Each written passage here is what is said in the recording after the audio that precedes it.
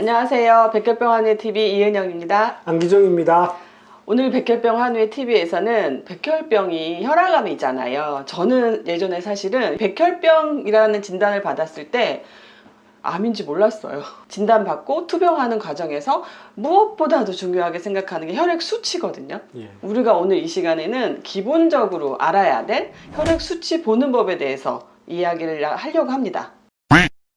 우리가 보통 이제 백혈병 진단받고 병원에 가면 갈 때마다 혈액 검사를 하잖아요. 그러면 혈액 검사지 CBC 시트라고 하잖아요. 네. 있잖아요. 그게 굉장히 많이 적혀져 있습니다. 너무 많아서 진짜 힘들더라고요. 다 볼 필요 없습니다. 그 중에 딱 네 가지만 네 가지만 보면 되거든요. 네 가지 외에 더 알고 싶으면 알아도 돼요. 근데 우선은 네 가지라도 알아야. 그렇죠? 네. 우리가 그러면 첫 번째 백혈구에 대해서 알아보겠습니다. 백혈병이니까 백혈구 수치가 제일 중요할 수 있겠죠. 근데 그 혈액 검사하게 되면 일단은 백혈구 수치 보통 WBC라고 이야기하잖아요. 보통 4천에서 만까지가 정상범위인데, 물론 병원마다 의사마다 조금씩 차이는 있지만 요 범위 안에 들었을 때는 정상이라고 이야기하고, 그 범위를 벗어나게 되면 이상이 있다고 하는데, 보통 백혈병 진단 받으면 뭐 10만, 10만, 그러니까 높은 100만도 있고 경우도 있고, 저는 2천이 안 됐어요. 그렇죠. 낮은 사람, 아주 낮은 경우도 있죠. 중요한 건 어쨌든 백혈병은 백혈구에 이상이 있는, 맞습니다. 이상이 있는 부분이고요. 특히 백혈구는 이제 면역 작용을 하잖아요. 그래서 이 나쁜 세균 들어왔을 때 방어해주는 기능을 하고 있는데, 백혈병 환자에게 되게 중요한 수치죠. 그래서 저희가 4천에서 만이 정상 범위라고 보통은 합니다. 근데 이건 저의 경험이에요. 감기에 걸렸다, 열이 있다, 그게 백혈병 재발한 건 아니잖아요. 근데 만에서 조금 넘어가기도 하더라고요. 염증이 생기니까 저는 뭐 14,000, 15,000까지도 갔었었는데 또 감기가 낫고 열이 내리고 하면은 또 거의 정상 범위의 수치에 오기 때문에 4,000, 뭐 3,800, 11,000 이거 큰일 나는 거 아니거든요. 맞아요. 그게 중요해요. 두 번째, 혈소판. 처음 이렇게 합이 맞았네요. 혈소판은 보통 15만에서 45만까지를 정상범위라고 하는데, 중요한 게 뭐냐면 이제 2만이죠, 2만. 네. 2만이 왜 중요하냐? 2만 밑으로 떨어지게 되면 그 혈소판 수혈을 해야 되는 거죠. 네. 근데 병원마다 좀 다릅니다. 그러니까 보통 2만도 있고 3만도 있지만, 네. 그리고 이제 만약 만 밑으로 떨어졌다.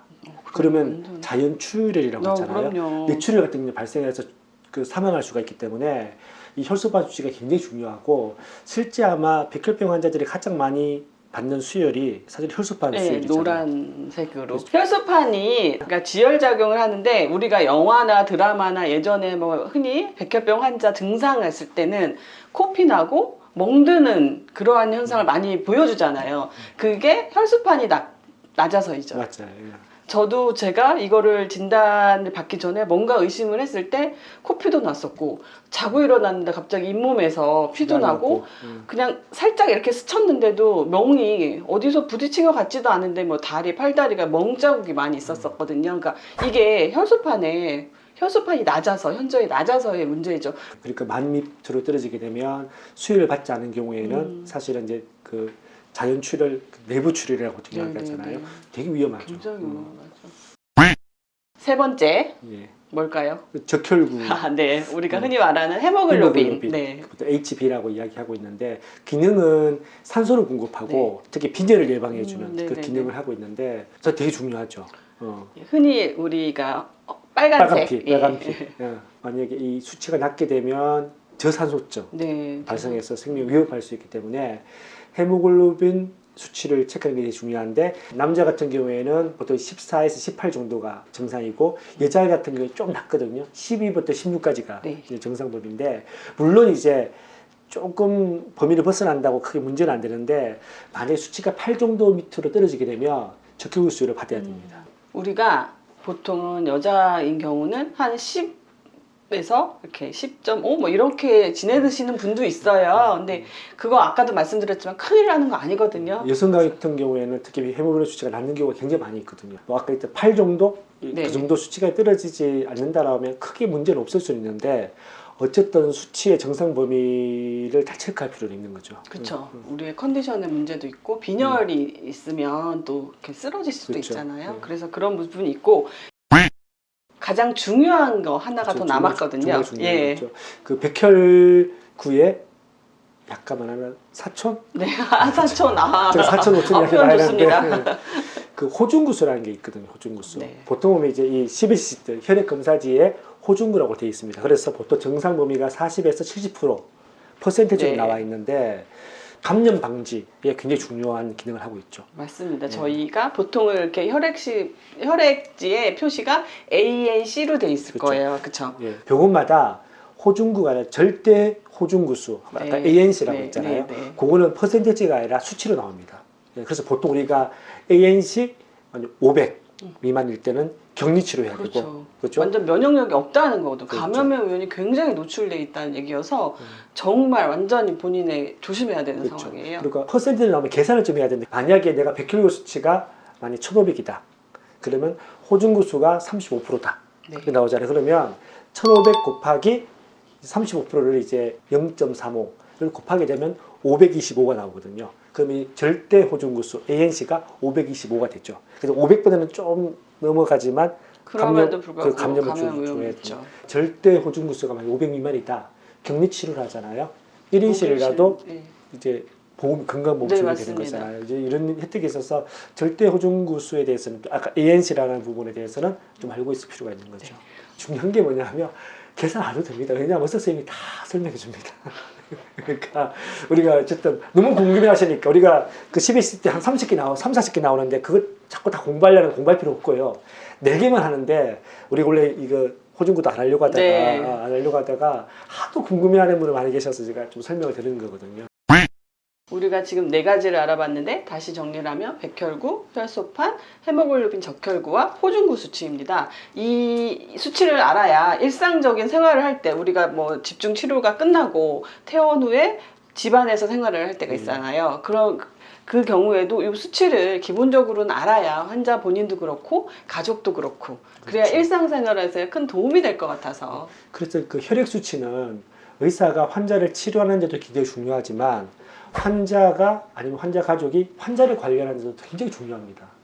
그리고 의사 선생님한테 CBC-CT라고 하는 이제 이 혈액 검사지를 출력해 달라고 해도 전혀 이제 뭐 나를 의심하는 거야 이런 거 없어요. 그냥 그것도 그렇죠. 출력 알려주거든요. 오히려 환자에게 더 잘 알 필요가 있는 거니까. 우리가 건강검진을 하면 그 결과지를 받아보잖아요. 근데 우리처럼 혈액암 환자들은, 백혈병 환자는 특히 외래에 가면 항상 혈액 수치를 재거든요. 그게 기본이에요. 그래서 요 4가지는 기본적으로 알아두시면 일상생활에, 투병생활에 굉장히 도움이 되는 기본적인 사항입니다. 한 가지 알고 있을 게 뭐냐면 이제 예전에는 거의 이게 혈액 검사지를 그냥 무료로 이렇게 발급을 많이 해줬는데 지금은 무료로 발급해 주는 데도 있고 그 비용을 받는군요. 네, 재정명 수술을 해서 비용을 조금 그거 얼마나 된다고? 그게 이제 행정 절차상 어쩔 수 없기 때문에 근데 그거 아깝게 생각하지 마시고 이렇게 파일 같은 거 만드셔서 거기다가 하나씩 이렇게 해보면 그렇죠. 본인이 우리 도담 다이어리가 가지 않습니까? 그렇죠. 거기에 이렇게 작성을 하셔도 되고 또 일부 병원은 앱이 있더라고요. 예. 그래서 본인의 수치, 검사 결과가 들어가 있으니까 항상 우리 백혈병 환자들은 혈액 수치 이거는 그냥 나하고 함께 산다. 내가 꼭 알아둬야 된다. 이렇게 생각하고 지내시는 게 좋을 것 같습니다. 오늘 혈액 수치 보는 법에 대해서 이야기를 해봤는데요. 마지막으로 또 한 줄 중요한 예. 키포인트. 혈액 수치에 울고 웃지 마라. 정말 맞습니다. 중요하잖아요. 그 예전에는 한 10년, 20년 전에는 매일 아침마다 혈액 검사 결과지를 병원 무료실 로비에 딱 붙여놓거든요. 그럼 환자나 보호자가 거기 다 가가지고 수치가 정상 보는 하면서 너무 좋아하고 수치가 조금만 안 좋으면 뭐 눈물 흘리고 이런 경우 이제 그때 의사 선생님, 간호사 선생님이 하는 이야기가 혈액 수치에 웃고 오지 말라고 이제 백혈병 치료 기간이 뭐 1년일 수도 있잖아요. 그 사이에 정말 이제 들쭉날쭉 많이 하는데 한 가지 볼 게 뭐냐면 혈액 수치는 경향이죠, 경향. 이렇게 쭉 이렇게 올라가는 경향이냐, 쭉 내려오는 경향이냐, 아니면 들쭉날쭉하냐.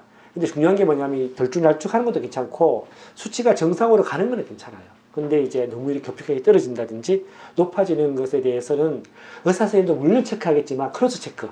환자나 환자 가족도 체크해 주는 게 되게 중요하죠. 네, 한 줄 평이 오늘 정말 모처럼 쏙 들어왔어요. 감사합니다.